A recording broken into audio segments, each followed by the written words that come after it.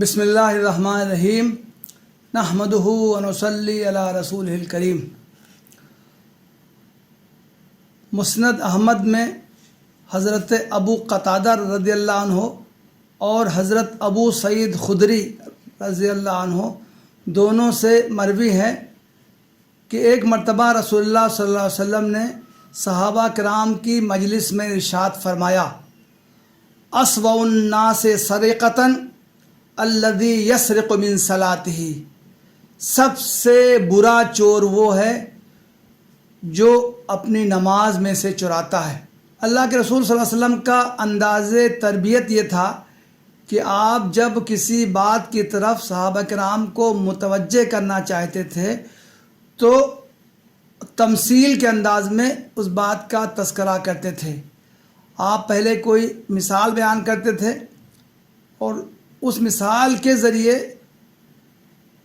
جس بات کو صحابہ کرام کے دل میں راسخ کرنا چاہتے تھے اس بات کا تذکرہ کرتے تھے۔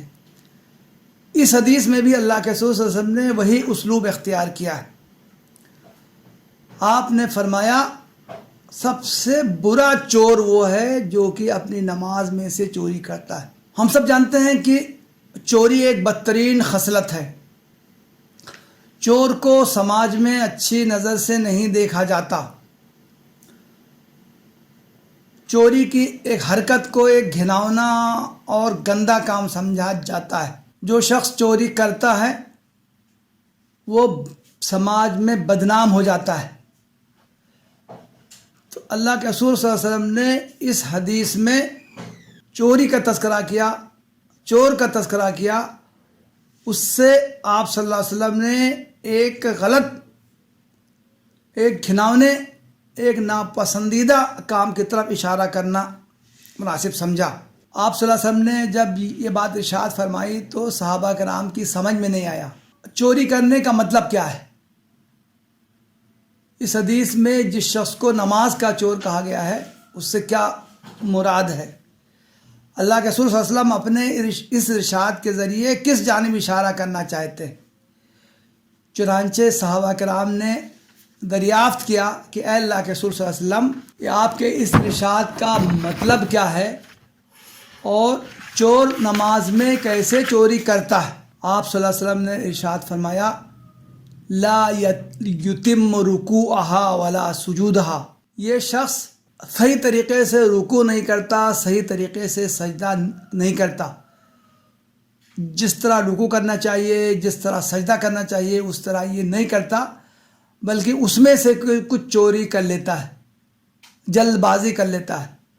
رکوع کرنے میں جتنا وقت صرف کرنا چاہیے اتنا وقت صرف نہیں کرتا، سجدہ کرنے میں جتنا وقت لگانا چاہیے اتنا وقت نہیں لگاتا۔ اس حدیث سے معلوم ہوتا ہے کہ نماز میں تعدیل ارکان کی غیر معمولی اہمیت ہے۔ تعدیل کا مطلب یہ ہے کہ ہر رکن کو اطمینان سے ادا کیا جائے اور اس کی ادائیگی میں کسی طرح کی جلد بازی کا مظاہرہ نہ کیا جائے۔ نماز میں تعدیل ارکان کی غیر معمولی اہمیت ہے۔ نماز کو اطمینان اور سکون سے پڑھنا چاہیے، اس کی ادائیگی میں کسی طرح کی جلد بازی نہیں کرنی چاہیے۔ اس بات کا تذکرہ متعدد احادیث میں کیا گیا ہے۔ ایک حدیث میں ہے کہ ایک موقع پر اللہ کے رسول صلی اللہ علیہ وسلم مسجد نبوی میں تشریف فرما تھے۔ ایک شخص آیا، اس نے جلدی جلدی نماز پڑھی، اس کے بعد اللہ کے رسول صلی اللہ علیہ وسلم جس جگہ تشریف فرما تھے وہاں وہ پہنچا۔ آپ صلی اللہ علیہ وسلم نے اسے مخاطب کر کے فرمایا، اذهب فصلی فإنک لم تصلی، جاؤ پھر سے نماز پڑھو اس لیے کہ تمہاری نماز نہیں ہوئی۔ وہ شخص گیا، اس نے دوبارہ اسی طرح جس طرح پہلی مرتبہ نماز پڑھی تھی پھر نماز ادا کی۔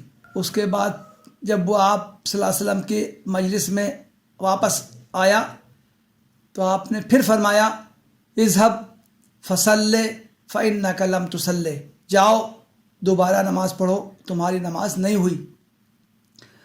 وہ شخص گیا، اس نے تیسری مرتبہ پھر اسی طرح نماز ادا کی، اور پھر جب اللہ کے رسول صلی اللہ علیہ وسلم کی خدمت میں واپس آیا تو آپ نے پھر یہی فرمایا کہ تم نے تو جس طرح نماز ادا کی ہے تمہاری یہ نماز تو ہوئی نہیں۔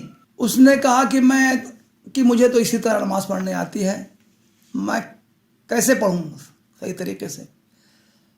اللہ کے رسول صلی اللہ علیہ وسلم نے اس کے سامنے نماز کا پورا طریقہ بیان کیا، کس طرح قیام کرو، کس طرح رکوع کرو، کس طرح رکوع سے اٹھو، پھر کس طرح سجدہ کرو، کس طرح سجدے سے اٹھو، اطمینان سے بیٹھ کے پھر دوبارہ سجدہ کرو، پھر قعدے میں بیٹھو۔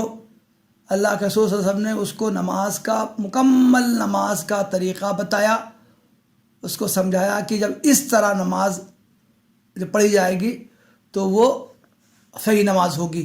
یہ حدیث صحیح بخاری اور صحیح مسلم میں آئی ہے۔ اس سے واضح ہو جاتا ہے کہ نماز میں تعدیل ارکان کی کتنی اہمیت ہے، کس طرح نماز کے ہر رکن کو اطمینان سے سکون سے ادا کرنا چاہیے۔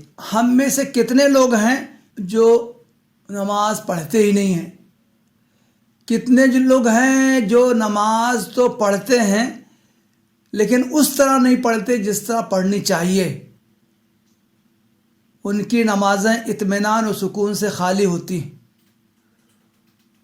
وہ ہر رکن کو جلدی جلدی ادا کرتے ہیں۔ قیام اور کچھ تلاوت کرنے کے بعد وہ رکوع میں گئے، جھٹ سے اٹھ گئے، صحیح طریقے سے کھڑے بھی نہیں ہوئے، جھٹ سے سجدے میں چلے گئے، صحیح طریقے سے سجدہ نہیں کیا، اٹھ کے پھر فوراً ہی دوسرے سجدے میں چلے گئے۔ اس طرح وہ مرغوں کی طرح جلدی جلدی زمین پر ٹھوگے مارتے ہیں اور اس طرح جلدی جلدی رکعتوں کی تعداد پوری کر لیتے ہیں۔ اس حدیث کی روح سے ایسے لوگ بدترین چور ہیں۔ یہ مال اور دولت چرانے والے نہیں ہیں، بلکہ یہ اپنی نمازوں سے سکون و اطمینان چرا لیتے ہیں۔